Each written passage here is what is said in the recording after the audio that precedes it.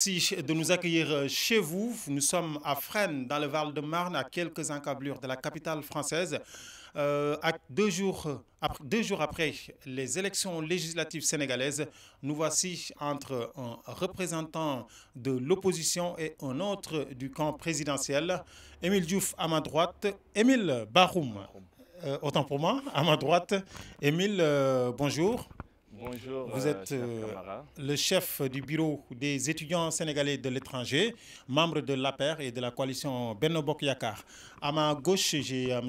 Ibrahima Diop, honorable député Ibrahima Diop, vainqueur des élections législatives dans la circonscription de l'Europe du Nord, de l'Ouest et du Centre. Bonjour Ibrahima. Bonjour Ibrahima. Toutes nos félicitations. Merci et bonjour à vos téléspectateurs. J'espère qu'avec mon ami et frère Émile, je ne sais pas depuis quand il a changé de nom, je pensais que c'était Émile Baroum, mais peut-être la défaite a ses conséquences. Donc effectivement, j'espère qu'on aura un débat, comme nous l'avons d'ailleurs toujours eu, un débat civilisé et pour l'intérêt du peuple sénégalais. Absolument. Alors je vais commencer par Émile. Émile, aujourd'hui, vous avez suivi votre première défaite depuis 2012 ici en France. Quel est le bilan que vous pourriez tirer de ces élections législatives? Merci beaucoup, chers camarades. Permettez-moi d'abord de saluer tous ceux qui nous suivent, saluer également mon camarade Job. Et si effectivement les tendances se confirment aussi ici en France, honorable député, on peut dire, et que je félicite au passage si tout cela se confirme. Je crois qu'à l'heure actuelle, effectivement, je dirais que si les tendances se confirment, nous avons perdu en France. Et là-dessus, nous avons tout intérêt, une fois que les résultats seront définitifs, de tirer tous les enseignements de cette défaite. Depuis 2012 à aujourd'hui, la coalition de Benno Bokk Yakaar, la mouvance présidentielle, a gagné ici. Et nous avons déjà commencé effectivement à faire une lecture et à tirer les enseignements parce qu'il ne faudrait pas tarder à le faire. Et dans un premier temps, on a noté par exemple que nos militants ne se sont pas mobilisés. Et pourquoi? Et ça, c'est une question. Je sais qu'au sein des partis, il faut le reconnaître, il y a eu beaucoup de remous. Autrement dit, je crois que c'est Maïssa Touré, le responsable du PDS, qui disait avant-hier que l'union fait la force. Absolument. Dès lors que nous perdons cette unité que nous avions en 2008, en 2012, jusqu'après les élections présidentielles de 2019, quand on a perdu l'union, on s'affaiblit. Est-ce que c'est parce qu'il y avait des frustrés dans vos rangs ou alors il y avait des militants qui ne se voyaient pas dans ces candidatures, je dirais, pour que vous en arriviez là? Non, pour moi, effectivement, les frustrations peuvent s'expliquer par de multiples raisons. Par exemple, quelqu'un peut penser qu'il s'est tellement investi dans le parti, mais il n'a pas la reconnaissance qu'il faut. Cela peut frustrer. Quelqu'un peut, par exemple, solliciter une audience qui n'a pas abouti, il peut être frustré. Reconnaissance, c'est-à-dire qu'il n'a pas de poste ou pas forcément, parce que par exemple, il y a des militants qui peuvent vous dire que j'ai voulu ceci, cela par rapport à une telle question, je n'ai pas eu gain de cause, et donc c'est un sentiment de frustration. Donc je ne peux pas, je peux lister un certain nombre d'éléments qui peuvent frustrer, mais tout compte fait, il va falloir qu'entre nous, au niveau de la coalition, au sein des partis, qu'on puisse analyser l'ensemble des résultats. Pourquoi, par exemple, au Havre, où nous avons un fichier qui tourne autour de 4000 électeurs, qu'il y ait à peine 1000 votants? Pourquoi dans les Yvelines, où nous avons un fichier qui tourne autour de 5000 électeurs, pourquoi qu'il y ait moins de 2000 votants? Pourquoi à Paris, effectivement, nous avons, comment on va dire, pourquoi à Paris, nous avons remarqué sur les bureaux où il y avait à peu près 600 électeurs, c'est 120 qui votent. Le taux de participation a été très faible. Il a été très faible. Je crois que si je ne m'abuse, Nous avons gagné dans les Yvelines. Et dans l'Oise Nous avons gagné dans l'Oise. Oui. Nous avons gagné au Havre. Mais ce qu'il faut dire, c'est que l'espoir que nous avions par rapport à ces foyers où nous avons un fort électorat, on pensait qu'on allait quand même faire mieux et plus. Ça n'a pas été le cas. Ensuite, à Paris aussi, on n'est pas faible à Paris. Ces gens, ceux qui ont voté pour Yewwi, ce n'est pas les électeurs de Yewwi. Parmi nos électeurs d'ailleurs, nous estimons qu'il y a parmi nos militants qui ont voté aujourd'hui, et comment encore, Yewwi ou Wallu, pas parce qu'ils ont proposé un programme attractif ou convaincant, mais plutôt parce qu'ils sont frustrés et ils sanctionnent. Et ce sont des choses qui arrivent. Ok, on en reviendra, parce que dans tous les cas, votre candidat aussi n'est pas venu répondre à notre invitation pour dérouler son programme. Mais là-dessus, justement, par rapport au programme, pour moi, ce qui est le plus important, c'est le programme que nous proposons. Aujourd'hui, sur la liste des suppléants de Yewwi au niveau national, la proportionnelle, mais pour être honnête, je suis un acteur politique, mais je ne peux pas vous dire qui est qui. Et pourtant, ces gens-là semblent gagner pas mal de postes de députés. Oui, absolument. Ibrahima Diop, Ibrahima, quel bilan tirer de ces élections législatives? Moi, je n'aurai pas la même lecture que mon ami Émile, parce que Émile, je pense qu'à l'image de la direction de Benno Bokk Yakaar au Sénégal, est dans le déni. Parce que s'il dit par exemple en France qu'effectivement, oui, mais si les résultats sont confirmés, mais les résultats sont confirmés. Oui, mais on attend les résultats définitifs. Oui, mais en fait, du moment où les résultats, les procès-verbaux ont été acceptés par toutes les parties prenantes, que la DCNA a validé ces procès-verbaux, et qu'au niveau de Paris, dans le sud, aux Yvelines, qu'il n'y ait pas de contestation, moi je pense qu'il ne reste qu'une formalité. Oui, mais attention Ibrahima, il peut toujours avoir des recours. Hein. Mais, nous sommes dans les délais encore. Tout à fait.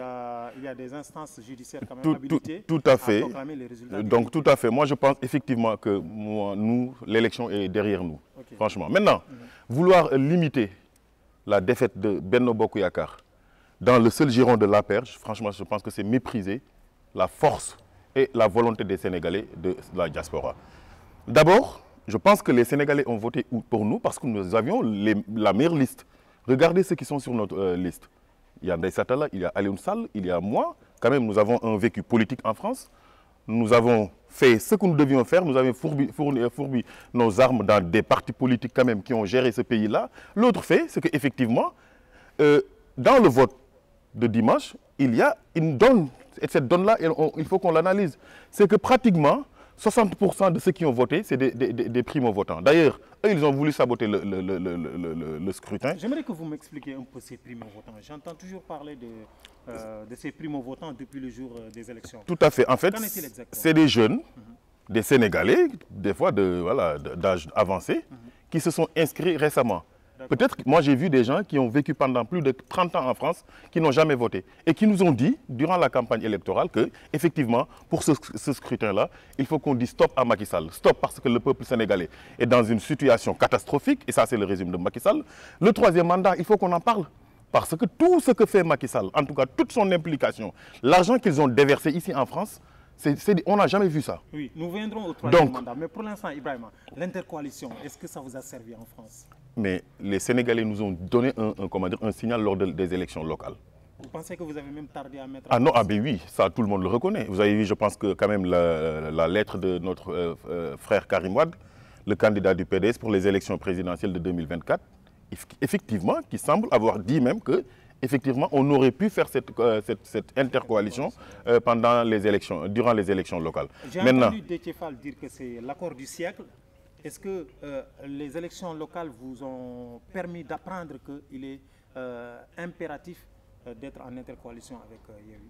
En fait, le problème, c'est que si on n'était pas en intercoalition, peut-être qu'on n'aurait pas franchement cet engouement populaire. Parce qu'effectivement, les Sénégalais étaient contents de voir quand même au Sénégal toute l'opposition réunie. Parce que comme je l'ai dit, Ousmane Sonko l'a dit, Macky Sall aussi, de toute façon mon ami comment dirais-je, Émile, des fois quand on discute, je pense que l'autre jour on discutait, aujourd'hui même, il me disait qu'il y a une opposition dans l'opposition. Cela veut dire qu'effectivement, Macky Sall a créé des listes. Parce que rien ne justifie que certains leaders ou certaines listes puissent avoir des parrainages. Au même moment, on éliminait des gens quand même qui avaient une force politique réelle au Sénégal. Mais tout cela, je pense, participe de la volonté du peuple sénégalais de se défaire, ou en tout cas de se séparer de ce régime qui n'est rien de là que pour spolier nos ressources naturelles, dilapider nos deniers publics. Mais regardez au Sénégal. Maintenant, Macky Sall est en train de transformer même nos citoyens en un bétail électoral. Il achète les gens, la transhumance. Cette élection aussi, je pense, était un signal fort pour dire à Macky Sall que la transhumance ne paye pas. En tout cas, toutes les villes ou dans tous les départements où il a essayé de débaucher même des candidats qui étaient déjà investis, il a lamentablement perdu dans ces villes-là. Et cela, franchement, je pense qu'il ne faut pas que ça continue. Moi, je pense qu'il faut, comment dirais-je, accompagner cette dynamique unitaire de l'opposition. Maintenant, effectivement, nous aurons la majorité. Dans les prochains jours, nous allons avoir un gouvernement dont le Premier ministre sera issu de la majorité parlementaire pour commencer à dérouler, franchement, des projets qui seront là pour, en tout cas, soulager les populations de notre cher Sénégal. La majorité, justement, il y a une guerre des chiffres qui ne dit pas son nom au plus haut sommet de l'État entre les ténors de l'opposition comme du pouvoir. Aminata Touré est sorti avec ses chiffres. Déthié Fall aussi et son camp sont revenus à la charge aussi pour réclamer qu'ils ont eu la majorité. Qu'en est-il exactement, Émile? Est-ce que vous pensez qu'à l'heure actuelle, le parti au pouvoir peut dormir tranquillement, sachant que jusqu'à présent, on attend encore d'avoir des résultats plus clairs? Alors, avant de répondre à la question, il faudrait que je rebondisse un peu sur les propos qu'il me prête. Je crois qu'il y a une incompréhension patente à ce niveau-là. Quand je dis une opposition dans l'opposition, c'est pour dire simplement que dans l'opposition, nous avons plusieurs coalitions. Et j'estime que si cette opposition ne parte pas sur une seule liste, on va dire que c'est une opposition dans l'opposition. C'est dans ce sens qu'il faut comprendre mon propos. Mais je ne suis pas en train de dire que nous avons béni des listes dans l'opposition.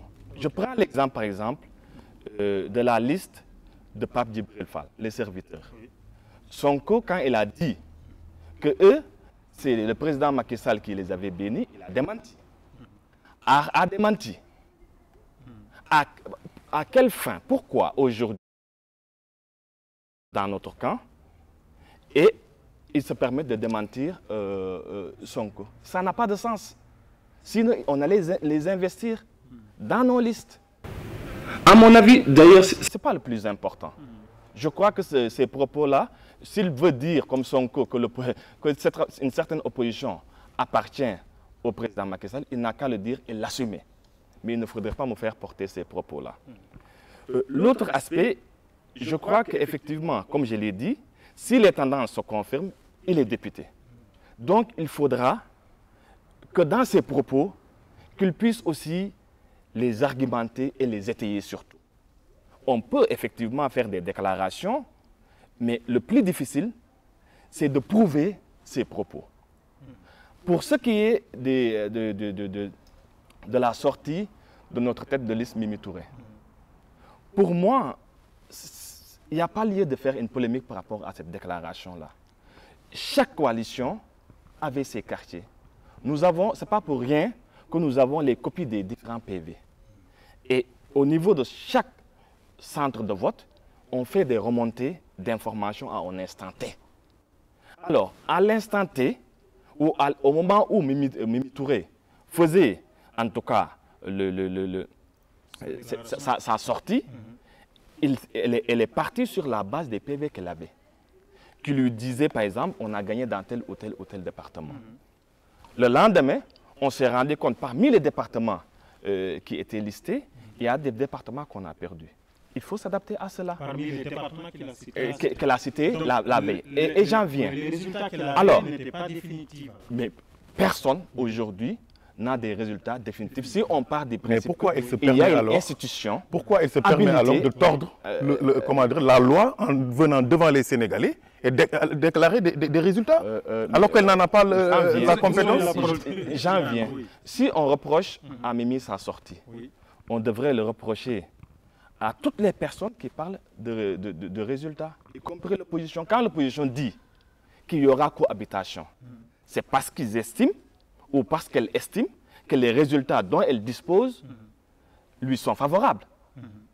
Et ils l'ont dit. Oui. Et d'ailleurs, s'ils se permettent de démonter en disant qu'on a gagné tel ou tel, c'est parce qu'ils ont reçu, excusez-moi, des chiffres. Les PV sont les mêmes. Les PV sont les mêmes. Chaque mandataire aura son PV et chaque président du bureau, la Sénat, tous les... Voilà. Pour moi, sur ce débat-là, nous pouvons attendre tranquillement et sagement les résultats définitifs. Et nous nous conformerons à ces résultats. Et en ce moment-là, je pourrais féliciter mon ami Ibrahima en tant qu'honorable député de toute la diaspora et non pas de Yewwi et de Wallu. D'accord. De toute la diaspora. Ibrahima, qu'est-ce que vous avez à répondre? Franchement, moi je pense... Ouais, non, Mimi, moi je pense que les gens de Benno Bokk Yakaar devraient avoir un peu de dignité, quoi. Franchement, ils l'ont fait en 2019 avec l'élection présidentielle. Parce que l'ancien Premier ministre s'était permis quand même, franchement, de se substituer au Conseil constitutionnel, Boun Dionne, pour déclarer la victoire de Macky Sall. Cette fois-ci, comme mon ami et frère l'a reconnu, mais Mimi Touré nous a cité des départements où ils ont perdu. Donc, sur la base de quel procès? Au moment où elle le disait, ce n'était pas le cas. Non, je vous coupe pas quand vous parlez. Laissez-moi le soin quand même. Je veux qu'on ait un débat un peu civilisé et serein. Il n'y a pas de souci. J'espère qu'effectivement, la défaite vous met dans cette situation-là. T'inquiète pas. Mais ayons quand même la patience de s'écouter. Moi, je dis que tu l'as dit, tu as répété qu'effectivement, dans le discours de Mimi Touré, elle a cité des départements que vous avez perdus. Non, je n'ai pas dit ça. Mais bon, bref, au moment où, c'est important, à l'instant T. Elle nous a cité le département de Sédhiou. Sédhiou, vous l'avez perdu. Vous l'avez perdu. C'est confirmé par les procès-verbaux. Bon, moi je pense effectivement que Mimi Touré et ceux qui l'accompagnent devraient avoir un peu de dignité. Parce que quand même, le peuple sénégalais qui s'est largement exprimé en faveur de l'intercoalition Yewwi Wallu mérite du respect. Maintenant, par rapport à la tentative de détourner l'essentiel, c'est effectivement que la cohabitation est actée au Sénégal. Il faudra que Macky Sall... Tu te bases sur quoi pour parler de cohabitation? Tu as les résultats officiels, donc tu fais comme Mimi. Voilà le paradoxe. Si vous me demandez de la retenue, vous devez faire pareil. Mais je vous dis, personne ne devrait dire aujourd'hui cohabitation. On n'a qu'à attendre les résultats officiels. Et en ce moment-là, on pourra faire une lecture saine. Mais Émile... Mais c'est moi qui ai la parole, Ibrahima. C'est pour mettre un terme à cette polémique inutile. Mais qui a instauré cette polémique? Ceux qui nous reprochent... Qui est à l'origine de la polémique, mon ami? Ceux qui nous reprochent de parler de résultats, eux-mêmes parlent de résultats en parlant de cohabitation. De cohabitation, oui. Parce que, quand même, soyons logiques. Oui, mais on ne peut pas cohabiter. Mais s'il commence et vous estimez que... Si elle commence et vous estimez qu'elle ne devrait pas, en ce moment-là, ne tombez pas dans le piège en disant que vous aussi, vous avez gagné. Pourquoi vous avez répondu? Non, mais en fait, il faut que quand même les gens soient sérieux dans ce pays-là. On a confié des responsabilités à des gens. Mimi Touré fait partie de la mouvance présidentielle. Elle a été ministre de la Justice. On a vu ce qu'il a fait. Ce qu'elle a fait du moins. Ce qui l'intéressait, c'est de liquider politiquement Karim Wade. Elle a tout fait. Et les résultats sont là. À chaque fois qu'il y a eu un procès entre l'État du Sénégal et Karim Wade au niveau international, c'est Karim Wade qui gagne. Est-ce que mon ami... Tu fais hors sujet. Hein? Non, mais je te dis ce qui est Mimi Touré. Laisse-moi finir. Moi, je sais ce que je dis. Hein. Est-ce que tu peux me dire, dans un procès que vous avez intenté, et généralement, c'est eux qui intentent le procès au niveau international, est-ce que l'État sénégalais a gagné un seul procès? La dernière fois, ce qui s'est passé en France, vous l'avez vu. Oui. Mais non, pour revenir, qui est Mimi Touré encore? Mimi Touré, c'est cette personne-là qui a été première ministre. Et c'est elle qui a installé le peuple sénégalais dans ces difficultés-là. Parce que nous avions tous vu qu'elle était une première ministre incapable. D'ailleurs, elle était inapte, Macky Sall l'avait virée. Macky Sall l'a fait revenir pour lui donner, une institution nationale. Quelques mois après, elle est revirée. Mais là, on nous fait revirer. Non, mais quand même, le peuple sénégalais vous a sanctionné pour votre tâtonnement, pour votre incompétence, mais pour le manque de respect que vous nourrissez envers les Sénégalais. Maintenant... Et qu'est-ce qui fait de la sanction de Wade? Wade a été sanctionné en 2012. En 2000, Abdou Diouf a appelé Abdoulaye Wade avant la proclamation des résultats officiels. En 2012, Abdoulaye Wade a appelé Macky Sall avant la proclamation des résultats officiels. Ça se passe en France. Avant que le Conseil constitutionnel ne valide l'élection de Macron, Marine Le Pen l'a appelé, on l'a vu dans son quartier général. Que les gens soient sérieux. Vous avez perdu ces élections-là. Maintenant, la minorité parlementaire, c'est vous. Maintenant, comme je l'ai dit, je vais terminer par là, comme je l'ai dit, nous serons des députés républicains, même s'il ne reconnaît pas que pour le moment que je suis député. Nous serons des députés républicains à chaque fois que, parce qu'il ne reste à Macky Sall que 18 mois. 18 mois après, il va plier bagage parce qu'il ne peut plus être candidat parce qu'il a inscrit lui-même dans la Constitution que nul ne peut faire l'objet, comment dirais-je, plus de 2 mandats consécutifs. D'ailleurs, mon ami Émile, je pense qu'il est d'accord avec moi sur ça. Donc Macky Sall, après les 18 mois, il va quitter le pouvoir. Mais les 18 mois qui lui restent, à chaque fois qu'il nous proposera des projets de loi allant dans le sens d'améliorer les conditions de vie des Sénégalais, nous l'accompagnerons. Mais maintenant, effectivement, la gestion de ce pays, pour le moment, en tout cas, nous appartient et l'opposition sera responsable pour mener et mériter la confiance des Sénégalais. À l'Assemblée, la gestion des pays vous appartient.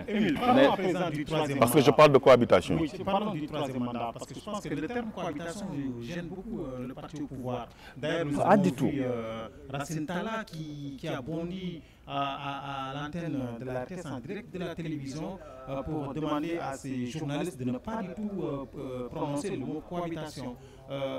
Le 3e mandat d'abord, nous allons venir à ce sujet avec Racine Talla et les agents de la RTS. Pensez-vous réellement que ces élections législatives sont un test, une sonde que vous avez envoyée envers un 3e mandat du président Macky Sall? Dans cette élection, un 3e mandat n'était pas en jeu. La question d'un 3e mandat ou d'un second quinquennat n'est rien d'autre que de la manipulation. Rien d'autre de la part de l'opposition. Ils l'ont utilisé pour tromper l'opinion. Au lieu de s'appesantir sur un programme, ils se sont mis à utiliser des arguments qui n'ont rien à voir avec une élection. L'élection présidentielle, c'est en 2024. Mais Macky Sall n'a pas clos le débat. C'est le ni oui ni non qui est encore oui. Faisons-nous confiance à nos institutions, oui ou non? Parce que aussi, mais non, le Macky Sall avait dit qu'il ferait un mandat de 5 ans. Il a fait un mandat de 7 ans. Donc, tout à l'heure, tout à l'heure, tu as fait une belle remarque. On ne va pas perdre de temps. Un débat civilisé, tu ne peux pas, malheureusement. Et c'est ça le paradoxe de ces gens-là.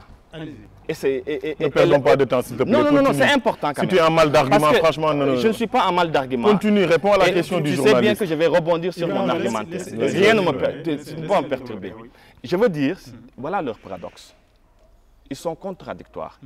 Ce qu'ils vont vous reprocher, il y a de cela 1 minute, c'est ce qu'ils vont vers 2 minutes après. Ayons de la cohérence dans la posture. Qu'est-ce que je disais par rapport à cette question de 3e mandat? Je vous ai dit que c'est de la manipulation de la part de l'opinion. Vous avez tous une élection législative, ce n'est pas une élection présidentielle. Nous devions dire aux compatriotes, voilà ce que nous allons faire une fois à l'hémicycle. Mais comme il n'en avait pas, il fallait chercher d'autres arguments pour le servir aux Sénégalais. Et c'est bien dommage. J'espère qu'il ne sera pas à l'Assemblée pour parler que de 3e mandat. Ce n'est pas ça son rôle du tout. Ils sont là pour voter des lois, pour contrôler l'action du gouvernement, évaluer les politiques publiques, et non pas de rester là à nous parler de 3e mandat. Est-ce que tu peux répondre à la question du journaliste? J'en viens, mais je réponds. Je vous ai dit tout à l'heure que cette question-là, c'était de la manipulation, faute de programme. Et le risque, d'ici à quelques mois, on va se rendre compte, mais pourquoi il nous parlait du 3e mandat au lieu de défendre nos intérêts ou de nous représenter dignement? Voilà ce qu'on attend. Donc tu es d'accord que Macky n'a pas droit à une 3e candidature? Juste, on m'a posé une question. Je vous ai dit tu tournes toujours autour du pot. Je ne tourne pas au pot. Si tu n'as pas de réponse, moi j'ai la réponse. J'ai dit, tout à l'heure, vous nous avez dit, vous reprochez à Mme Mimi Touré d'avoir... Son incompétence, oui. Non, pas. S'il y a incompétent, c'est d'abord le PDS. Vous avez été battu par incompétence en 2012. Et c'est aujourd'hui grâce à Yehui que vous avez, dans une certaine mesure, c'est Yehui, c'est pas vous. Attention, parce que là aussi, il faudrait décrypter pourquoi aujourd'hui ils ont accepté d'être embarqués par Ousmane Sonko qui a demandé à fusiller Abdoulaye Wade. Oui. C'est important. Non, il ne répond pas à la question du troisième mandat et c'est dommage. Hein? Franchement. Oui. Donc, manipuler l'opinion pour arriver au pouvoir, une fois au pouvoir, vous allez continuer à manipuler l'opinion. C'est ce que vous avez réussi, vous, en 2012. Vous avez entendu.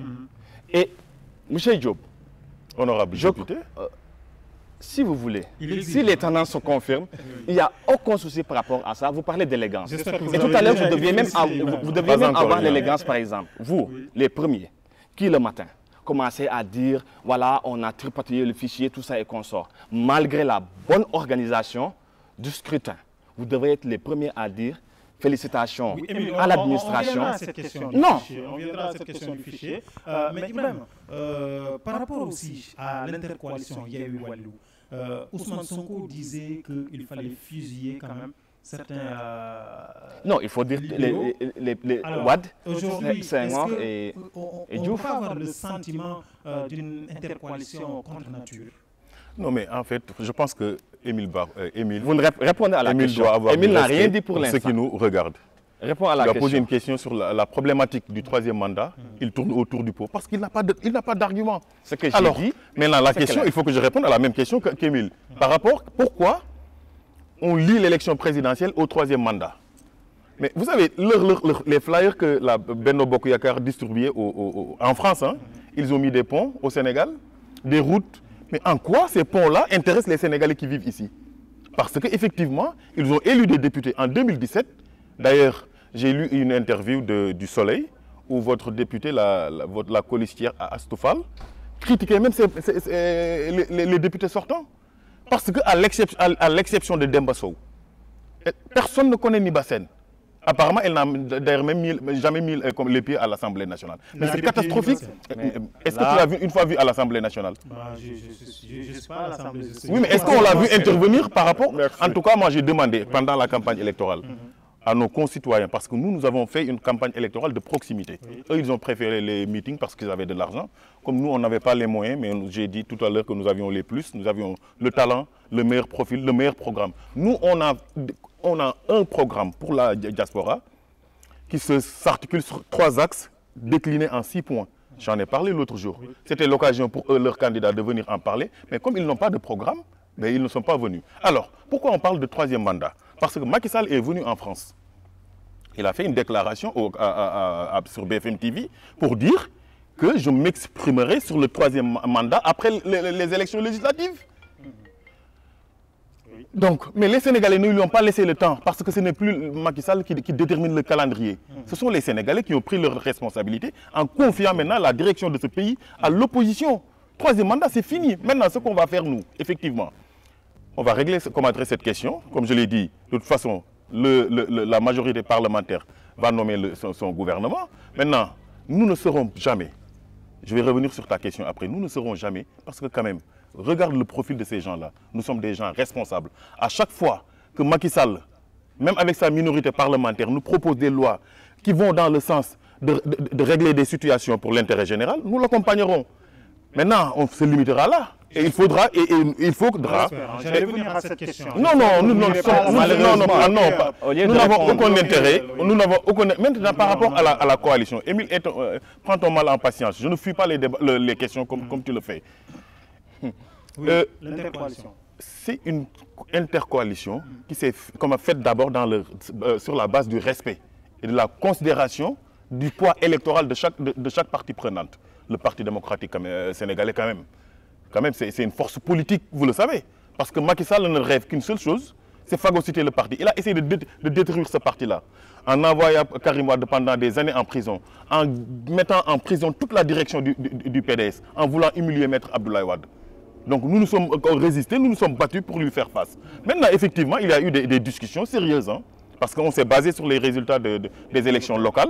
Et on a vu effectivement que l'intérêt général doit primer sur les considérations politiques et partisanes. Maintenant, ces propos-là, c'est Ousmane Sonko. Mais Ousmane Sonko a dit que la presse a dénaturé ses propos. Maintenant, l'essentiel, ce n'est pas ce que dit Ousmane Sonko ou ce que dit Karim Wade, ce que dit Khalifa Sall. L'essentiel, c'est que malgré nos différences, c'est ça, et ça c'est notre force, c'est ça. Malgré nos différences, c'est que l'intérêt général puisse nous réunir. Et c'est ça qui fait la force de l'intercoalition. Et c'est ça qui a fait aussi la défaite de Benno Bokk Yakaar. Bon, Émile, nous avons vu qu'il y a eu beaucoup de transhumants qui vous ont rejoints. On a vu des ténors comme Bamba Fall, comme Idrissa Seck et tant d'autres qui ont quand même un poids politique dans l'histoire du Sénégal, mais qui ne vous, apparemment, qui ne vous ont pas servi à grand-chose. Est-ce que vous pensez que le président Macky Sall s'est trompé sur certains choix en considérant beaucoup trop ces transhumants qui venaient de vous rejoindre? Ou alors est-ce que c'est la cause en quelque sorte d'une certaine frustration de vos militants de la première heure? Alors, toujours, parce qu'il ne peut pas répondre sans pour autant que je revienne malheureusement pour rétablir quelques propos. Et cela nous retarde. Je vous ai parlé tout à l'heure d'incohérence dans la démarche. Normalement, nous avons le Conseil constitutionnel qui est habilité à se prononcer sur une candidature qui est valable ou pas. Oui. Donc tu penses que Macky Sall a droit à un troisième mandat? De grâce. Non, je sais tout à l'heure, tu as fait une remarque que j'ai acceptée et que j'observe. Autrement dit, tu ne coupes personne et tu m'as coupé 2 fois. Mais c'est que tu ne réponds jamais au... Non, mais comme tu savais que tu n'allais pas pouvoir me laisser développer. Il ne fallait pas faire la remarque, comme ça je n'allais pas te revenir là-dessus. Allez-y, Émile. Donc, je disais tout à l'heure, le Conseil constitutionnel. Le PDS devait être gêné de parler de troisième candidature. Sauf s'ils sont amnésiques. Abdoulaye Wade, vous vous souvenez de 2012? Avant 2012-2011. Sa candidature a été validée pourtant. C'est le président Macky Sall, une fois la candidature validée par l'institution habilitée, il est parti faire campagne. Si aujourd'hui le PDS se permet de parler de ça, honnêtement, ceux qui nous suivent doivent se dire, mais qu'est-ce qui s'est passé entre-temps? Donc, faites profil bas et évitez de vous prononcer sur cette question-là. Le deuxième élément, il parle de, tout à l'heure, quand on a parlé des investis, il nous parle d'un vécu politique, de coalition politique. Mais ce n'est pas ça qui intéresse les Sénégalais. Ce qui intéresse les Sénégalais, ce n'est pas mon vécu politique. C'est qu'est-ce que je peux changer dans leur quotidien. Et de toute façon, je ne serai pas gêné, le moment venu, si les tendances se confirment, à lui faire part, en tout cas, de tous les bons conseils pour qu'il puisse faire une mandature qui fera notre fierté. Il est un jeune. Et cette générosité-là, nous l'aurons. Parce que c'est le pays qui nous tient à cœur. Effectivement. Alors, par rapport maintenant aux gens qui sont venus nous rejoindre, ainsi va la politique. La politique, je crois que ce que je perçois, c'est plutôt ceux qui partagent aujourd'hui la vision du président Macky Sall, le plan Sénégal émergent. C'est tout à fait normal quand on instantané, s'ils se rendent compte qu'ils étaient dans l'erreur, qu'ils puissent nous rejoindre. Mais pourtant, c'est le président Macky Sall qui disait que la transhumance est un cancer. Tout à fait.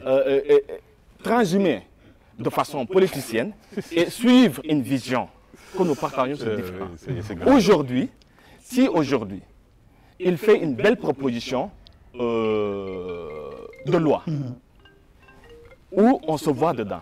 Mais je n'aurais pas du mal à ça n'a rien à voir avec la transhumance. On parle de transhumance, j'en viens, tu parles de projet de loi. Non. Franchement, je suis obligé de te couper parce que j'ai l'impression que tu ne respectes pas ce qui nous suit. À ce moment-là, tu n'es plus civilisé. Franchement, non, mais franchement, c'est dommage. Tu n'es plus civilisé. Tu devrais ne plus être civilisé en me coupant. Non, franchement, tu sais que... Non, laissez-le continuer. Je te dis que ce que je mais là, non, mais c'est grave. Oui, laissez-le continuer. Il est difficile de défendre un pouvoir incompétent. Là, tu dis n'importe quoi. L'incompétence. Franchement, non, mais c'est grave. Le foncier de l'autoroute à péage. On le payait, il payait combien? 1000 francs. Ça, c'est une insulte. Mes propos, pour avoir une bourse, et ça, c'est depuis 2012 en France, il faut être soit membre de l'APR, soit faire des activités pour l'APR. Faites votre travail. Ça, franchement, je le dis en dehors de toute considération politique et politicienne. Il faudrait que, je l'ai dit, moi, la première chose, en tout cas les premières démarches à l'Assemblée nationale, constituera, parce que c'est le rôle du député, franchement, de savoir où va l'argent des Sénégalais. Il faudrait que l'argent qui est destiné aux étudiants des Sénégalais qui sont à l'étranger puissent leur parvenir. Il est hors de question qu'on puisse entretenir une clientèle politique à travers cette jeunesse-là, la jeunesse estudiantine, en franchement défavorisant certains étudiants qui ont de très bonnes moyennes mais qui ne peuvent pas avoir des bourses parce qu'ils ne partagent pas la vision du président Macky Sall. Qu'est-ce que vous avez à répondre à ça?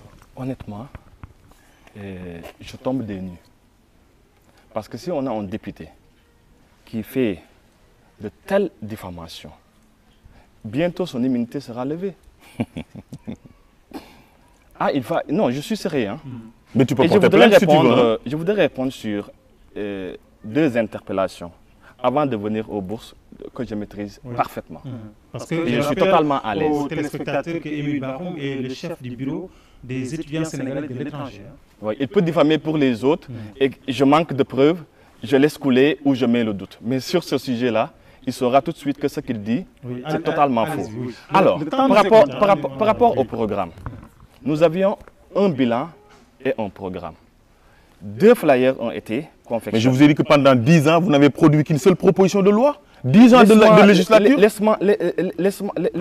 Toutes les lois qui ont été votées, c'est le gouvernement. Dès que je commence à dérouler, il sait que dans il manque de... Voilà, donc, sur ce flyer-là, j'ai dit...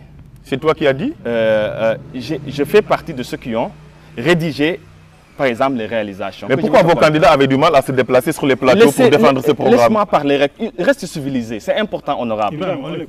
Si les tendances sont confirmées. Alors, la 15e région, c'est le président Macky Sall. Les 15 députés, il a dit tout à l'heure qu'il était contre. Il dit que les autres députés ne servaient à rien. J'espère qu'il va servir à quelque chose. Parce qu'il est trop facile de jeter l'anathème sur les autres et se garder de faire pareil sur soi-même. Ce que vous disiez, ou ce que tu pensais aux autres, mais tu me connais. Il faudra veiller à ne pas le commettre. Mais tu as déjà commencé à le commettre. Tu me connais. 15 députés. Si aujourd'hui la femme peut transmettre la nationalité à ses enfants et à son époux. Et ça, c'est Abdoulaye Wade, vous n'avez fait que... Voilà, le projet était dans le surnom. La naturalisation, mais c'est sûr que ça... Oui, mais c'est comme la parité. La parité, à chaque fois qu'on parle de parité, on passe à Abdoulaye Wade. Ça, c'est une loi qui est votée en 2012. Non, ça c'était... 2012, c'est nous qui étions. Tout à fait, mais c'était... Vous l'avez trouvé sur la table du président de la République. Le dispositif qui fait passer la bourse d'excellence du simple au double. Ensuite, c'est avec nous que nous avons mis en place les bourses de mobilité. Mobilité sortante et mobilité entrante. C'est avec nous que les bourses de co-tutelle en alternance ont été mises en place. Mais tout cela, il ne connaît pas. Il ne sait même pas. Et il va falloir qu'il s'informe d'abord avant d'accuser. Donc, ça, c'est quelques éléments que le président a pour la diaspora. Parce que tu disais tout à l'heure, on avait mis uniquement des réalisations au Sénégal. Ce que Macky Sall a fait pour la diaspora, aucun président ne l'a fait. Mais j'aimerais bien qu'on revienne sur l'attribution, les critères d'attribution. J'en viens. C'est politique, c'est... Non mais, t'inquiète pas. Mon ami, je ne Par fais rapport jamais... à l'importation des véhicules. Oui, c'est Abdoulaye Wade qui avait laissé ça à 5 ans. Quand Macky est arrivé, il fait passer l'âge de l'importation des véhicules de 5 à 8 ans. Oui, mais et dans le programme d'ailleurs, nous avons évolué parce que nous avons demandé à ce que l'âge passe de 8 à 10 ans. Sur la question des retraites, nous l'avons abordé aussi.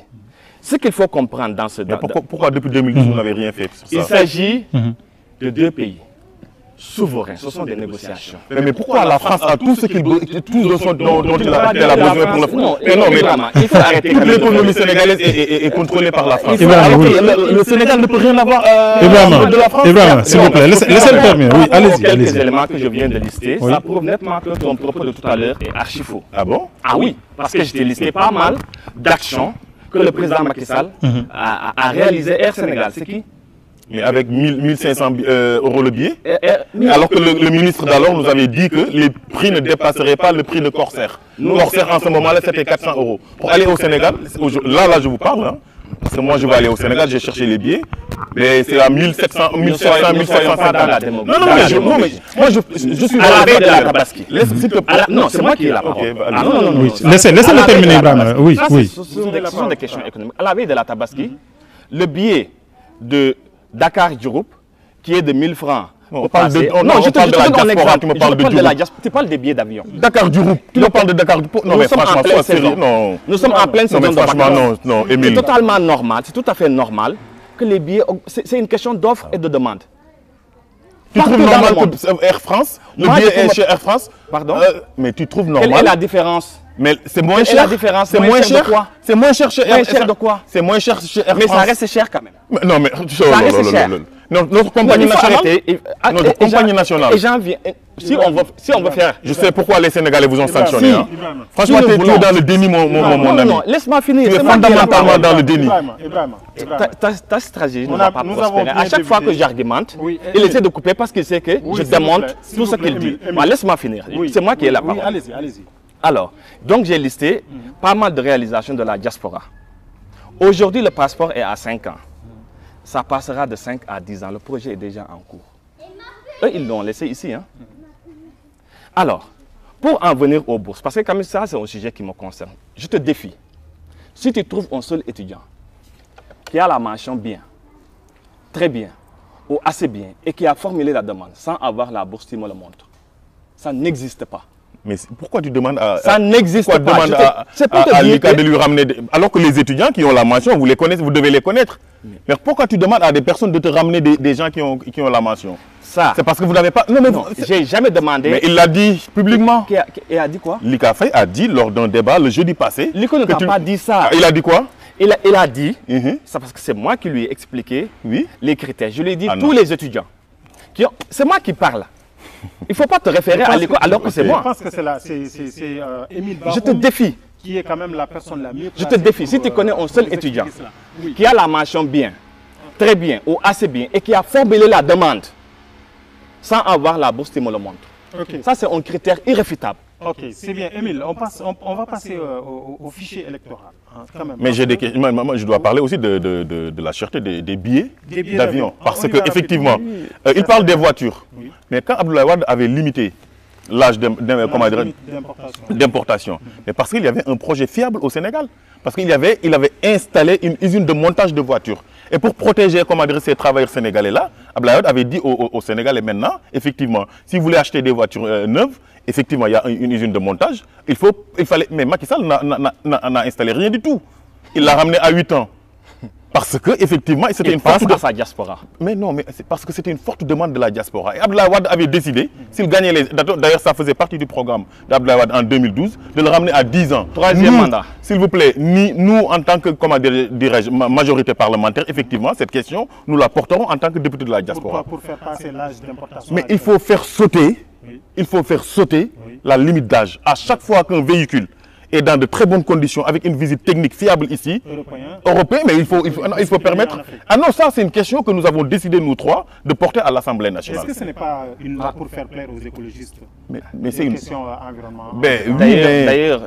Non, mais s'il te plaît, laisse-moi finir quand même. Tu ne peux pas me reprocher des choses que tu fais toi-même. Alors, donc, il faudrait quand même, effectivement, il y a des lois, on peut les voter, mais au bout si on voit qu'on se trompe, il faut revenir là-dessus. Alors, il me parle de cherté. Macky Sall avait dit, quand il créait la compagnie internationale, c'est qu'il est inadmissible qu'un Sénégalais puisse voyager et trouve des prix exorbitants. Il avait dit que le billet sera arrimé sur Corsair. Parce qu'en ce moment-là, c'est Corsair qui assurait la desserte. Et le billet de Corsair en ce moment-là... Exactement. Et d'autres compagnies, même si c'est par escale. Exactement. Et en ce moment-là, le billet de Corsair... Comment fonctionne l'économie. Le billet... Ah ben oui, n'oublie pas que j'ai fait 12 ans de pouvoir. En tant que jeune. Donc je suis très bien formé pour la gestion d'un pays. Alors, donc je disais effectivement que pour le billet, moi je pense qu'il faut bloquer les billets. À combien? Mais un billet, franchement, pendant les périodes estivales, où le Sénégalais doit faire des voyages avec la famille, l'État sénégalais doit renoncer à certaines taxes. C'est ça la vérité. Alors vous pensez que c'est à cause des taxes? Ah ben oui, parce que je ne comprends pas que Air France puisse vendre aux Sénégalais des billets moins chers que Air Sénégal. Alors maintenant, ce qu'il faut faire, moi je pense que ce qu'il faut faire, effectivement, l'Assemblée nationale, son rôle aussi c'est ça. C'est utopique. Hein? L'Assemblée nationale, son rôle c'est ça. À chaque fois que nous voyons qu'effectivement la situation est intenable pour nos ressortissants, l'Assemblée nationale doit agir. Ce sera facile Parce qu'effectivement, il y aura une concordance entre la majorité parlementaire que nous avons et le gouvernement aussi qui sera issu de cette majorité parlementaire. Cette loi-là, je pense qu'elle sera votée sans difficulté pour permettre d'abord à nos concitoyens de pouvoir ramener des voitures si elles sont dans de bons états et effectivement voyager en famille quand ils le veulent. D'accord. Alors, nous allons parler d'une autre situation qui préoccupe nos compatriotes sénégalais, hein, Émile. Il s'agit de nos jeunes frères et sœurs. Mais tu vas parler du fichier électoral, on a... Oui, je reviens sur cette question. Mais d'abord, nos compatriotes qui sont tout le temps cités dans le trafic de drogue, le crack. On parle de la colline du crack à la porte de la Chapelle. Les Sénégalais sont tout le temps cités dans cette histoire de drogue, de crack. Qu'est-ce que vous, honorable député, vous comptez faire pour ces jeunes Sénégalais afin de les tirer de cette bourbe, de ce phénomène qui est le crack? Tout à fait. Moi, je pense que c'est une question qu'on avait abordée lors de notre dernier débat. J'ai l'impression de refaire le débat et ça, franchement, c'est la faute de Benno. C'est la faute de Benno qui n'avait pas un candidat peut-être à la hauteur qui pouvait venir. Bien exactement. Moi, je discutais avec des alter... C'était pas mon alter ego à ce moment-là. Mais moi, quand je le dis, hein, moi, franchement, c'est pas parce que je suis député. Moi, je peux discuter avec n'importe qui. Franchement, ça, moi, je pas là. L'étiquette de député ne me dérange pas pour discuter. Franchement, nous sommes des Sénégalais. Nous sommes, bon, quoi qu'il en soit, quand même, nous restons, je pense, au service de notre peuple. Alors, moi, je disais que c'est de la faute fondamentale et exclusive de Macky Sall. Parce que les gens, moi, je t'ai dit que j'ai fait des enquêtes là-dessus. Pendant la campagne électorale, nous avons beaucoup travaillé. Et d'ailleurs, en tant que député de la diaspora, d'ailleurs, on a une réunion dans 3 jours pour parler de ça. Parce que dans les prisons, mais j'ai jamais imaginé, franchement, qu'il y avait autant de Sénégalais dans ces prisons-là. Dans les prisons européennes? Ah oui, européennes. Ils sont en tout cas, combien? Vous avez des chiffres? parce qu'on a, en France par exemple, entre la France, l'Allemagne, le Luxembourg, au Luxembourg, le nombre, et moi je n'ai jamais pensé, voilà. En Espagne, bon ça c'est l'Europe du Sud, je pense aussi qu'il doit avoir une coopération politique entre les autres députés de la diaspora pour qu'on puisse ensemble, avec l'État du Sud. Parce que ça, cette question, il n'y a que l'État qui peut prendre en charge cette question-là. Mais il faudrait aussi que les députés jouent leur rôle. Moi j'ai dit que, et c'est des gens qui ne, c'est pas des consommateurs, hein. Parce que l'enquête que j'ai menée, c'est que les Sénégalais ne sont pas des consommateurs, mais c'est des trafiquants, des vendeurs. Oui. Ils le font parce qu'effectivement, dans leur pays, ils ne trouvent pas d'emploi. Et c'est des jeunes qui viennent d'arriver. Ils sont laissés à la merci de la rue. Effectivement, le consulat qui est là ne sert à rien du tout. C'est le premier militant de l'APR, à part financer des meetings, garder l'argent de Benno Bokuyar et de combattre des camarades politiques dans son parti, il ne nous sert à rien du tout. Moi, j'avais dit que le consulat, quand même, devrait organiser une réunion avec les associations sénégalaises. Parce que moi, je connais 2 associations qui s'occupent de ça. D'ailleurs, c'est la réunion, nous la tiendrons avec ces gens-là, pour qu'on puisse effectivement alerter l'État sur la nécessité de mettre une commission au niveau du consulat, parce que la commission sociale qui est au consulat ne sert à rien du tout. L'argent de cette commission-là, c'est pour les militants de l'APR. Pour qu'on puisse trouver des avocats. L'État doit payer des avocats, parce que nous, en tant que députés, j'ai dit à certaines associations qui me disent qu'ils connaissent des avocats sénégalais qui sont ici, inscrits au barreau de Paris et partout. Est-ce qu'on peut... Ce bureau existe, hein? Il existe une commission sociale, je pense. Oui, ça existe. Gérée par la vice-consul. Oui, mais au lieu d'assister les Sénégalais, on n'assiste que les militants de l'APR. C'est ça le problème. Vous savez, l'APR, c'est un parti clanique. Si tu es membre de l'APR, tu peux avoir accès à tous les droits, mais si tu es contre la... Je vais vous raconter une anecdote. Mais lorsque Abdoulaye Wade était au pouvoir, on faisait aussi la même chose. Ah non, franchement, cette commission-là, mais de toute façon, les gens sont venus 1 fois, 2 fois, 3 fois, parce que sous Abdoulaye Wade, ça se passait très bien. Et effectivement, à chaque fois qu'ils viennent, ils essayent de les enrouler dans l'APR, alors que les gens ont d'autres préoccupations que de s'engager dans des partis politiques. Alors, moi, par exemple, il y a une association qui nous a répertorié des avocats sénégalais qui sont inscrits dans les différents barreaux ici. Effectivement. Parce que des fois aussi, il faut aller vers ces Sénégalais-là qui peuvent effectivement faire du bénévolat en attendant que l'État puisse prendre ses responsabilités et venir en aide à ses concitoyens-là. Il faudrait qu'on prenne des avocats, on les assiste.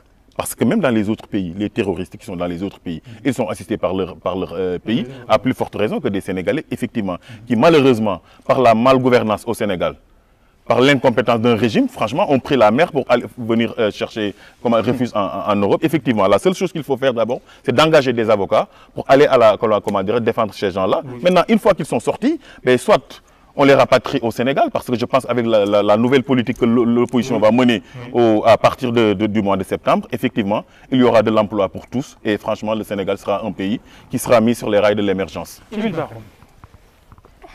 Avez-vous des éclaircissements à apporter par rapport aux allégations d'Ibrahim Diop? Bien dit, allégation. Tout homme mal renseigné ne peut s'empêcher de mal raisonner. Et c'est ce qui frappe Ibrahim. Il n'est pas du tout renseigné. Et d'ailleurs, je reviens sur cette question de Covid par rapport au rapatriement des corps. Ce qu'il faut saluer, c'était d'abord la posture et la décision du président de la République. Une crise nous a frappés. Il y avait cet inconnu. On ne sait pas comment ça se propage. Nous devons protection à tous les Sénégalais, qu'ils soient de l'intérieur ou de l'extérieur. Tu ne sais même pas comment cette maladie évolue. Tu prends des risques de faire des rapatriements. Le jour où, médicalement, scientifiquement, nous avions tous les éléments, nous garantissant que le fait de rapatrier le corps ne pouvait pas être source de contamination. Ah non, c'est la pression du peuple sénégalais qui a payé. S'il te plaît, sois élégant et civilisé. Allez-y, oui. Le jour où nous avons eu ces éléments, l'autorisation a été faite de rapatrier les corps.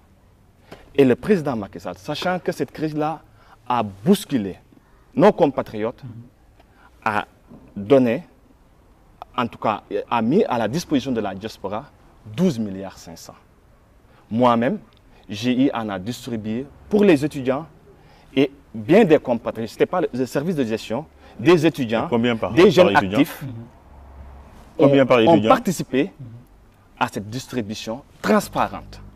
Nous donnions pour les étudiants 200 € pour les non-boursiers. Pour combien de temps? Hein? Non, durant en tout cas jusqu'au moment où l'enveloppe s'est terminée. C'est durant la crise. Non, c'est pas, Émile, ça ne s'est pas passé comme ça. Laisse-moi finir. Au moins, nous avons fait ce travail-là. Ce qui était important. Dans le monde, dans ce pays, dans le monde, je crois que, de mémoire, seul le Sénégal a fait ce geste. Ah non, mais la France a fait plus. La France a nationalisé les salaires quand même pendant voilà, 2 ans. Alors, est-ce que les remarques... Alors qu'au Sénégal, on licencie des travailleurs. Est-ce que tu peux t'appliquer tes remarques d'abord? Est-ce que ça c'est possible? Allez-y, continuez sur votre développement. Parce qu'il me coupe parce qu'il sait que j'ai les arguments politiques. Ah non, et de toute façon, quelquefois quand il parle, je me dis, je n'ai même pas besoin de répondre parce que ceux qui nous suivent savent que ce qu'il dit ne tient pas la route. Quand il dit tout à l'heure que par rapport à ceux qui sont retenus dans les prisons, que l'État va prendre des avocats, c'est ne rien comprendre. C'est utopique. Il ne faudrait pas, pour faire plaire aux Sénégalais, il ne faudrait pas qu'on fasse de la politique sur la souffrance de nos compatriotes. Pour moi, la loi qui devrait défendre, c'est aller dans le sens, pour ceux qui sont condamnés, les longues peines. On fait en sorte que ces derniers aillent purger leur peine, par exemple au Sénégal. Ça, c'est quelque chose de faisable. Mais dire que tous nos compatriotes, d'ailleurs, il ne peut pas te donner le chiffre de ceux qui sont... Mais c'est à vous de me donner, c'est à vous? Moi, très honnêtement, je n'en ai pas. Mais voilà, vous ne faites pas votre travail. Moi, j'ai dit... J'en viens. Quand il parle de chiffres, tu sais pertinemment que si tu lui dis quel est son mécanisme d'étude, il ne te dira rien. Pour moi, ceux qui sont en prison sont suffisamment peinés au point qu'on prenne leur souffrance pour en faire un argument politique. Mais il ne veut pas les aider, mais on va les laisser mourir en prison. Vous êtes là quand même pour soulager. Franchement, non, on est là pour soulager. Ce qu'on peut faire, je vous ai dit une proposition, et d'ailleurs l'administration en fait beaucoup. Mais comme je l'ai dit tout à l'heure, tout homme mal renseigné peut s'empêcher de mal raisonner.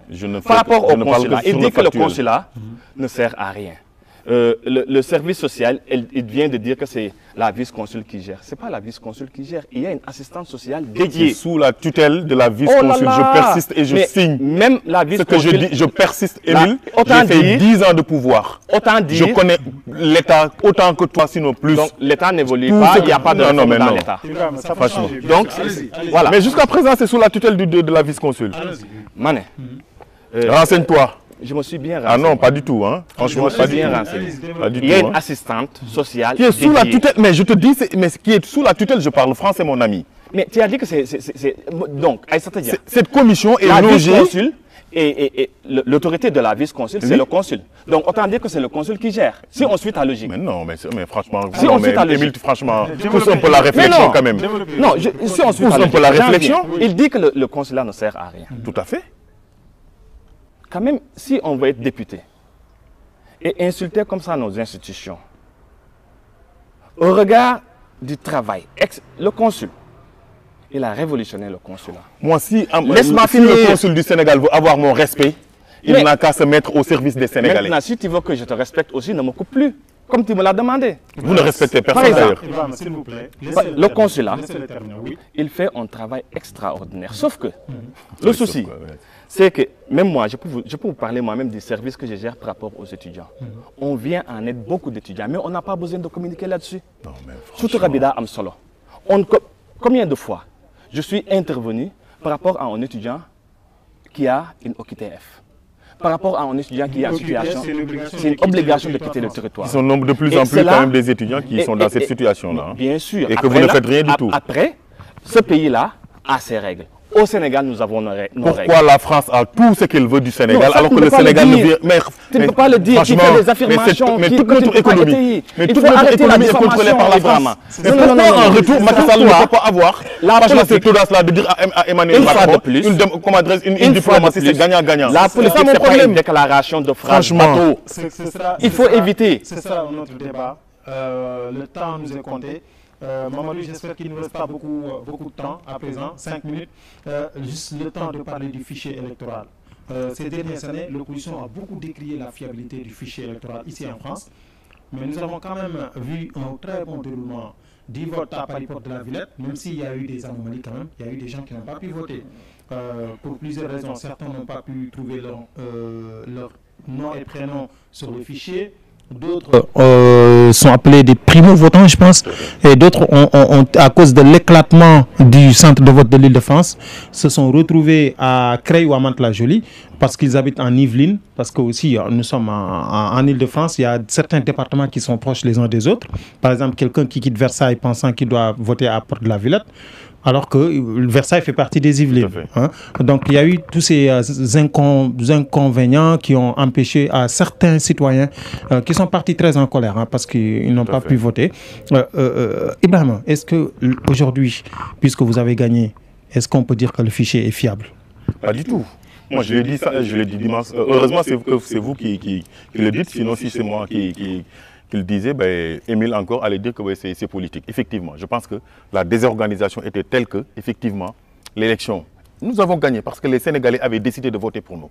Ce n'est pas parce qu'effectivement, ils ont voulu trop appuyer ou orchestrer une manœuvre pour que les Sénégalais soient découragés. Mais qu'est-ce qui justifie que tu changes le lieu de vote d'un Sénégalais sans l'en avertir? Tu sais comment ils ont fait, quand ils ont ouvert le centre de vote de Mantes-la-Jolie, ils regardent les adresses. Tu habites Mantes-la-Jolie dans les Yvelines, on te bascule, mais entre-temps, tu peux changer d'adresse. Si la personne veut changer de lieu d'adresse, il va se rendre au consulat, effectivement, pour opérer ce changement-là. Effectivement. Mais effectivement, je pense que, à l'image du Sénégal, on n'aura jamais au Sénégal des élections libres, démocratiques et transparentes tant que Macky Sall est là. Heureusement que les Sénégalais ont réglé ce problème-là. Parce que toutes les lois, parce que l'élection, c'est des lois et des règlements. Mais toutes les lois, en tout cas, qui vont régir les opérations électorales seront revues une fois que nous serons installés. Le code électoral. Exactement, le code électoral. Ah non, mais c'est un code qui sera fondamentalement révisé. Okay. Parce qu'on ne peut pas permettre à Macky Sall... Ah non, on ne peut pas permettre à Macky Sall, par exemple, de dire effectivement que oui, on ne peut pas être candidat parce qu'on n'est pas inscrit sur les listes. Ben, on savait qu'effectivement, c'est une loi qui visait Karim Wade. Maintenant, le fichier, ce qu'il faut faire, moi je pense qu'une fois à l'Assemblée nationale, il faudra proposer une refonte totale du fichier électoral. Et appeler les gens autour de la table. Parce que ce qu'a fait Macky Sall avec le dialogue national, franchement, c'était pour amuser la galerie. Appeler toutes les parties prenantes. Parce que l'élection n'est pas la seule affaire des hommes politiques ou des partis politiques. Absolument. Il y a des mouvements de la société civile. Mais c'est sous Macky Sall, j'ai vu effectivement, à chaque fois qu'il y a des élections, les observateurs internationaux, c'est catastrophique. Sous Abdoulaye Wade, on en avait une quinzaine. Mais sous Macky Sall, maintenant, on en a des centaines. C'est parce qu'effectivement, la communauté internationale s'est rendue compte qu'avec ce président-là, la fraude et le vol systématique est devenu franchement monnaie courante sous son magistère. Ce qui n'est pas évident en matière d'élection au Sénégal à l'heure actuelle. pour voler des élections quand même au Sénégal.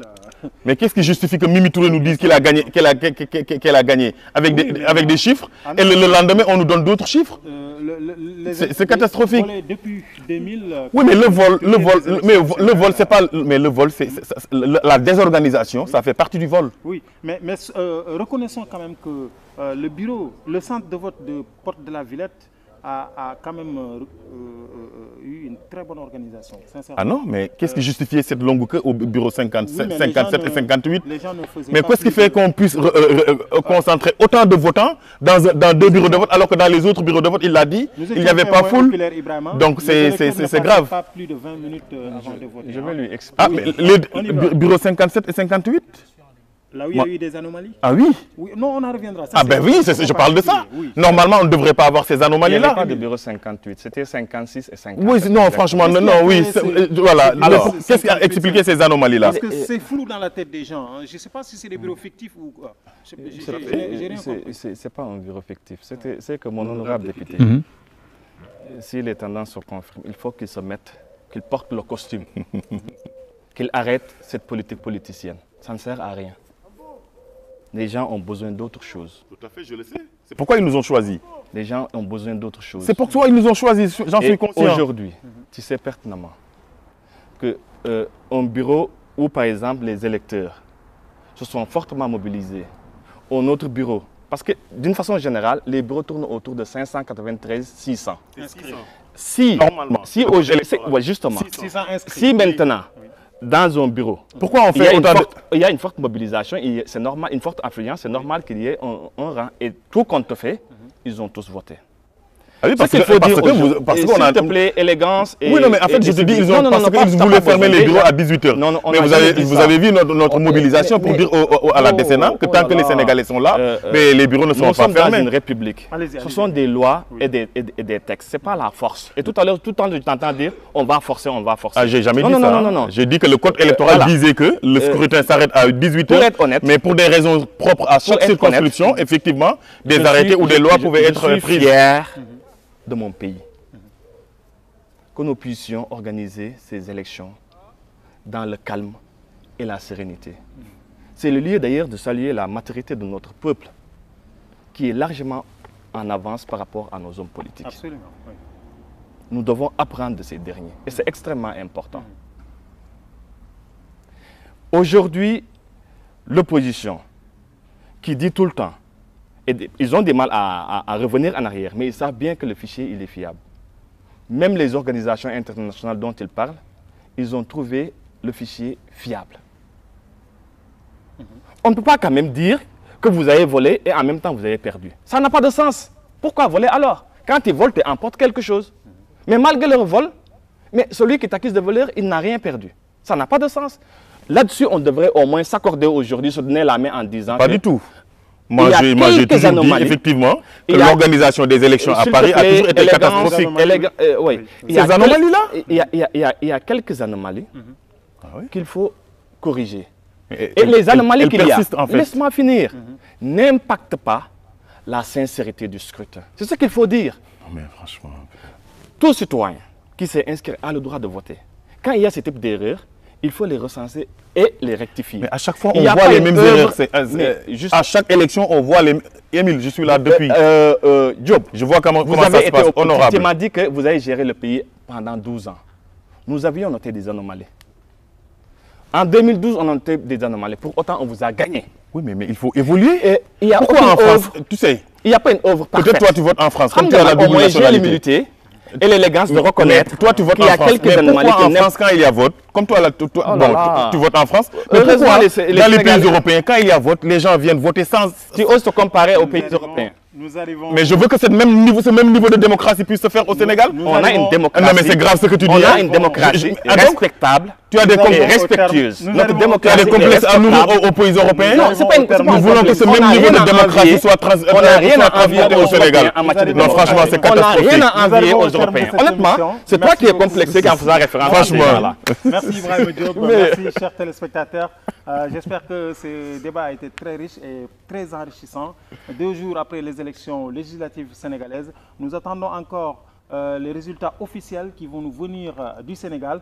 Et au niveau de la diaspora, bien sûr, la 15e région qui a aussi dit son dernier mot par rapport aux futurs députés qui vont le représenter à l'hémicycle. Merci Ibrahima Diop d'avoir bien voulu répondre à notre appel.